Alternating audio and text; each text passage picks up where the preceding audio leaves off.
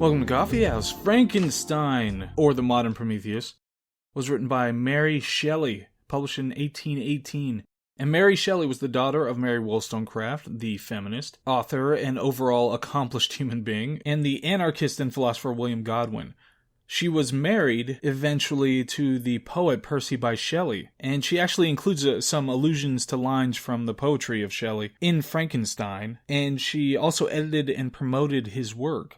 Now, this is a legitimate character, Frankenstein. I counted almost 100 films featuring this monster. And as is often the case, the story of the creation of this character and everything around it was dependent upon a serendipity, wherein her and her crew were traveling in Europe. And in 1815, they traveled to Frankenstein Castle, which had stories surrounding it of alchemy, somebody in there doing untoward experiments. And later in the trip, Mary Shelley, Percy Bysshe Shelley, and Lord Byron, what a crew to be able to just hang out with. They had this competition to write the best horror story or something like that. And so that was the beginnings. It took her a few days to come up with the story, but that was the beginnings of this particular book. And she wanted to base it on some of the ideas that were swirling around the Frankenstein castle that they had visited. Some have called it the very first true science fiction story in history. And this was 1818, of course. And they make that distinction because in this book, what was apparently for the first time, somebody uses science as kind of the background for things that go awry. Because it was a scientific process that was being used to do what was done.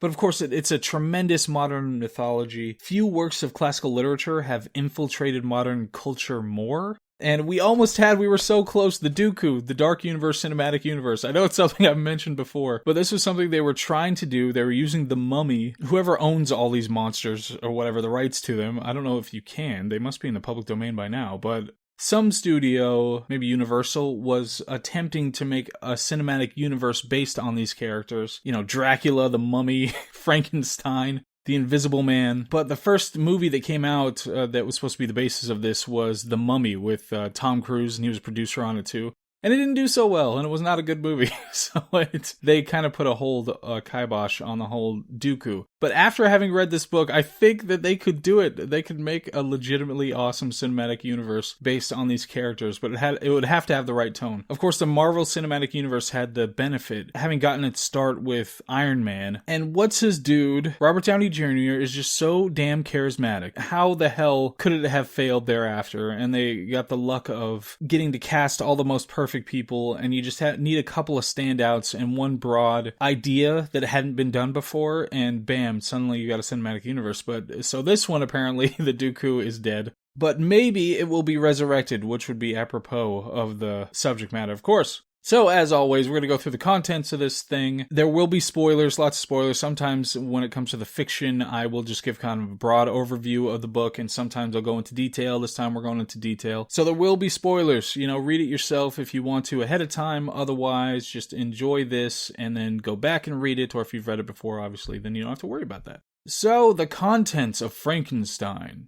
We start out, and this book is told in kind of a unique way, in that it's told as a story from the voice of Victor Frankenstein, but also in a massive quotation from the monster at one point. And it's actually based on letters that are being written by somebody that he meets later in the story, that Frankenstein meets later in the story. So it's actually told in this kind of unique structure, although it doesn't really affect it until you get to the end. So initially it's just Victor who's telling the story, Dr. Frankenstein. So Victor has a strong interest in alchemy as a kid and wants to understand the world, has a very intense drive to understand the world. And before he leaves for university, his mother passes away and sends him into grief. In this grief, he gets lost in experiments, and when he goes to university, he excels at chemistry and science and wants to use this later in his ambitious life to do something that's a massive accomplishment. So this ambition expresses itself in the will, the interest in trying to impart life to lifeless materials. Of course, this is kind of within the context of the heartache that he feels related to having lost his mother. So after months or years of experiments and working this out, he's finally successful. He imparts life unto lifeless materials, and the result is a horrific creation. He is horrified by the creature and ends up fleeing. The monster is 8 feet tall with this kind of yellow transparent skin, and it's just cobbled together and it's just hideous. So when he returns, the monster is gone. He doesn't know what happened. So he's despondent after the ordeal, and he has to take time to recover with a friend of his and try to figure out what the hell's going on, what he should do now. So eventually he gets news while he's in recovery. He gets news that his brother, William, was killed.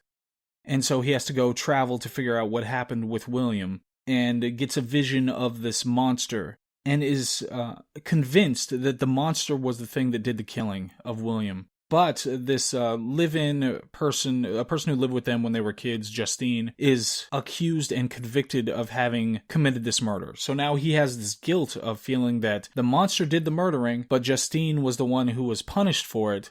So it just sends him into more unraveling as a person. At some point, he's traveling like in this glacial area, and the monster approaches him. And the monster says, okay, just sit and hear my story. I promise you'll be sympathetic to what has happened. Just let me talk to you about this. Follow me, and we're gonna talk about this. The last few months, this is what happened. So Victor agrees and goes to hear the story. And I think this was the end of the first part when it was initially published, which is a great cliffhanger. So then we get the monster's perspective, and it's not really told from the perspective of the monster. It's told in a quotation as if it's being told to somebody else, but it's the monster saying, okay, this is what happened. The monster, after what happened at the lab or in the experiments, he ends up wandering and had to learn to use his senses. So he talks about having run into trees and birds and finally learning how to hear and learning what a tree was and how it felt and how to see. So he's going through this wonderful flowering process of understanding his own senses and figuring out what the world is. And eventually he's attacked by townspeople when they see him. So he gets this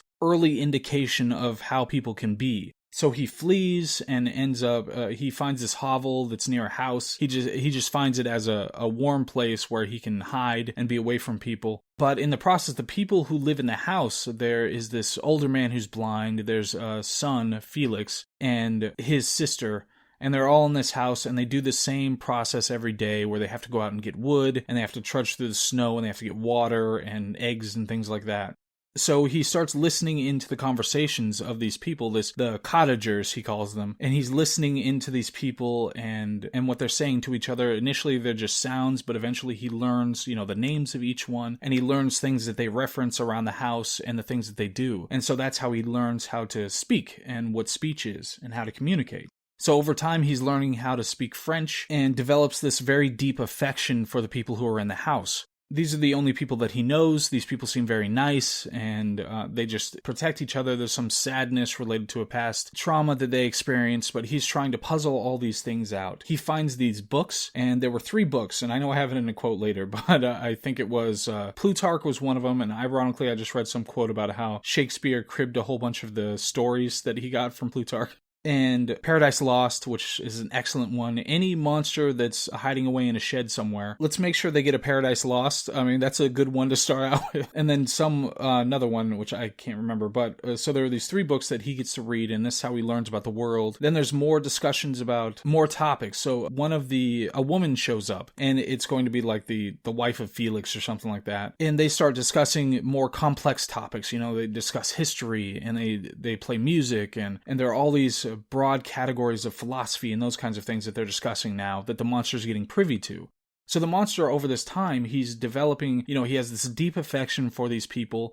He has been helping them along the way, unwitting to them. He's been chopping wood and leaving it out on the front porch, and he has been clearing the snow to make it easier for them to traverse, and all these sorts of things, and they just think the spirit or something like that is out there for these things that are getting done. So eventually he builds up the confidence to approach these people and say, okay, can you be my protectors? He had that experience with the townspeople before. Can you be my protectors? Can we work together? You've seen the kindnesses that I've done for your family, and just overlook how I look, my terrifying stature and all of that, and let's just work together on this and be friends. Let me have some kind of companions in this world that's so cold. So he makes it a point one day, everybody's out except for the blind man. He approaches, he knocks on the door, he says, "Can I talk to you?" And the man beckons him in and says, "Yes, of course I'll help you. I'll do whatever I can." And the monster goes through this process of saying, "There are these people that I'm trying to help, and I want to be accepted by them, and I want them to help me, but I'm not sure how to approach them or how to talk to them." And eventually comes around to the fact that it's them, it's the people who are in this house that are the ones he's trying to approach and trying to appeal to. And the blind man is supportive and saying, "Yes, I'm going to help, I'm going to do what I can." But then Felix and the rest of the crew show up, and Felix is terrified and goes straight to violence, throws the monster out, and the monster, being 8 feet and very strong, etc., could have ripped him limb from limb, but is absolutely devastated at the fact that the people that he cared about so much over the course of these months that he got to know them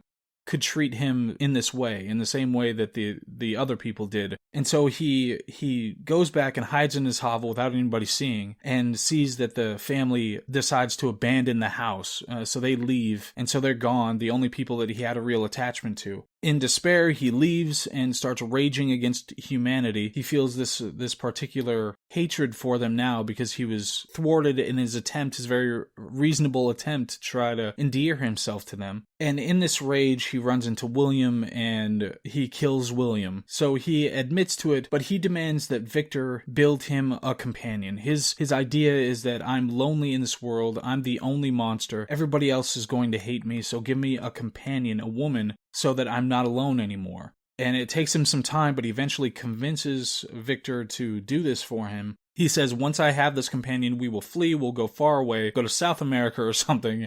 You'll never see us again, and that'll be the end of it." Victor takes a lot of convincing, but ultimately agrees to do this. Now, when Victor goes back, he's struggling with this idea, and we switch back to his voice. He struggles with the idea. He believes the monster is stalking him wherever he goes. He decides he's going to go to England to study how to build a female version of this person, of the monster, and does a lot of traveling, but he has these concerns that they will reproduce. If he creates another one, maybe they reproduce and they're suddenly a scourge on whatever people they're near. So he delays it as much as he can, but he eventually just abandons the project, says, "I'm not doing it, I'm not going to build another one of these monsters." So as he's traveling, eventually the monster shows up. He walks through his doorway and demands answers for why this isn't done yet and why it seems like he's not working on it anymore. And Victor just comes clean and says, "I'm not building it no matter what you do. I'm not going to do it. It's wrong. I'm not going to compound the problems that I've already created." So the monster is infuriated and says, "You will regret this on your wedding day." So Victor's in despair and just hops in a boat and is floating along, eventually washes up on this shore, and when he gets there, he is taken into custody and accused of a murder. The dead person turns out to be his friend that he has known for a long time. So he's taken to prison, but the judge is really sympathetic to his story and contacts his family, and eventually Victor is exonerated. But over the course of this whole time, obviously he is worried about what the monster will do. He feels that he's been stalking him this whole time. And he's really reluctant to marry Elizabeth, but he says, "I need to find some kind of happiness in this world." So he marries her, and then he promptly finds her dead in their bedroom. So finally, it has come to a head, and now his only purpose in life is to seek vengeance on this monster, and he's chasing the monster down into the Arctic. The monster has a special resistance to cold and extreme temperatures, and can eat very little and drink very little and survive. So he's chasing him just deeper and deeper into the Arctic until he's stranded on this ice floe with the few remaining dogs, sled dogs that had survived this long. And a ship comes by just in time and picks him up. And so he convinces the ship and the crew, the captain of the ship and the crew, to try to chase this monster down as he's telling them this whole story about what has happened with this thing. And so they agree and they are doing it, but eventually they get caught in this ice at some point, and they can no longer pursue them, and people are dying, and Victor is dying. And so we shifted the perspective again to the captain of the boat, who's sending letters to his sister about what's going on and everything, all the problems with trying to pursue this monster. And eventually Victor succumbs to his illnesses. After having convinced them multiple times to keep going, they say, "We can't do it anymore." Victor succumbs, and he's buried in a particular place. The man who is the captain of the boat, he goes to visit Victor's grave because he really admires this person, how ingenious he was to do it in the first place, and how determined he is to try to right this wrong, and all the things that he's been through. He really admires him. He goes to visit him, and the monster's there, and the monster laments the death of his creator. and his station in the world, and that is pretty much the end of the book. Wonderful story. It's a wonderful story. It's well put together. We're going to go into the analysis now. Like I said, I loved so many things about this. There are some some odd, glaring issues, which I could touch briefly here, but it's heavily dependent on people not seeing an 8-foot-tall monstrosity. That is like the undergirding necessity of the whole book, is that people don't recognize this guy anywhere. Because he keeps killing people, and other people get blamed for it, but nobody ever sees the 8-foot monster that's doing it. I mean, I don't know what special ninja skills were imbued into the lifeless materials when he was created, but that is something that is kind of ridiculous all the way throughout, that nobody ever sees the guy. Because he just follows him. He follows Victor all over the world, and nobody sees him. He kills multiple people. Nobody ever is a witness to any of these murders, to the extent that other people could be accused and convicted of these murders, which doesn't make a whole lot of sense. But other than those, it takes a really poor legal system. And there's the obsessive nature of Victor, so something that's animating about the character in the beginning of his obsessive nature to want to do this, and his ambition isn't something that really plays a role as you go through the rest of the story. It just becomes, I'm terrified of what's going to happen, and a revenge thing. That's all it becomes as you go along, which that aspect of his character should have been reincorporated throughout the whole thing, where that should have been much of the reason that he was ambivalent or ambiguous about whether he should do it or not, creating another one. That could have been an interesting character moment of him being so ambitious in creating another one and wanting to find out if they can reproduce and what would happen, versus simply just being terrified of the thing and worried about, more people are going to get killed, and then just wanting revenge. That aspect of his character just doesn't come back for Victor as you go along the rest of the story. So I thought that was a missing element. My favorite part of the whole book was the monster in the hovel, when he was just listening to people and learning about, these people that he was starting to care about, and there was a lot of build-up for that, and you got a great payoff to that in how they responded, that he put in all this work and did so many things for them and learned so much, all the way from not being able to figure out his senses and not being able to read or communicate or understand language, all the way up to talking very eloquently and understanding the ins and outs of human psychology, and making a move to try to better things, and everything just going awry.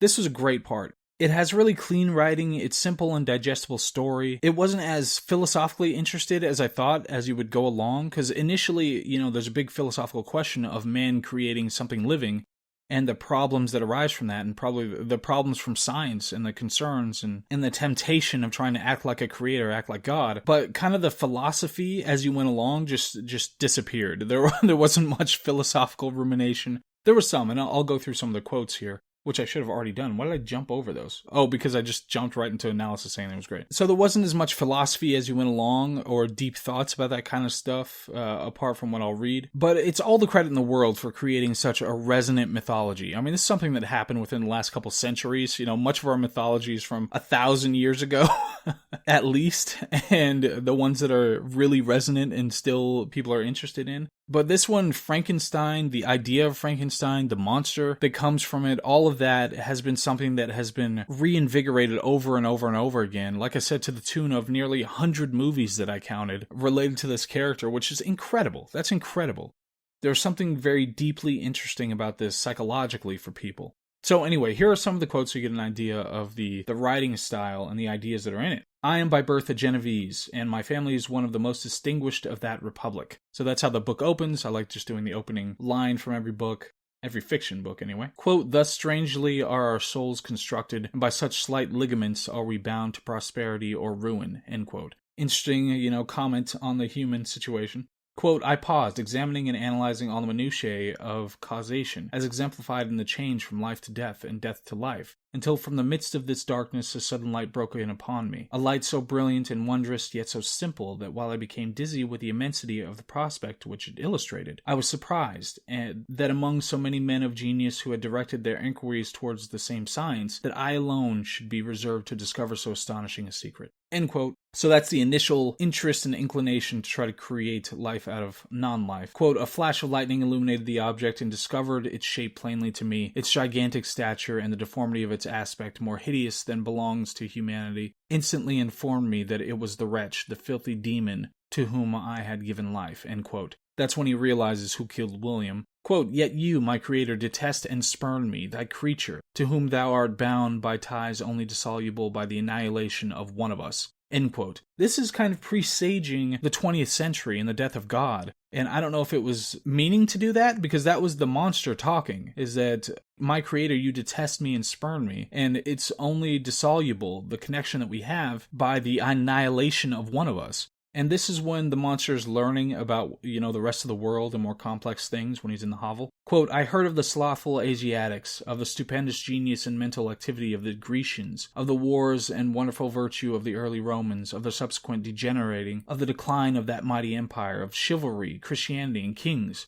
I heard the discovery of the American hemisphere and wept with Safie over the hapless fate of its original inhabitants." End quote. So learning about the world, all the things that have happened in the world, and, obviously a totally racist, why the Asiatics got to be slothful. But it's a wonderful passage about all the things that he learned while he was sitting in there, the breadth of the world that had occurred up to that point. Quote, "They consisted of Paradise Lost, a volume of Plutarch's Lives, and the Sorrows of Werther." End quote. So those are the books that he found and was able to read while he was in the hovel, listening to the people, Paradise Lost, Plutarch, and the Sorrows of Werther. I thought that was Werther. Was it not Werther?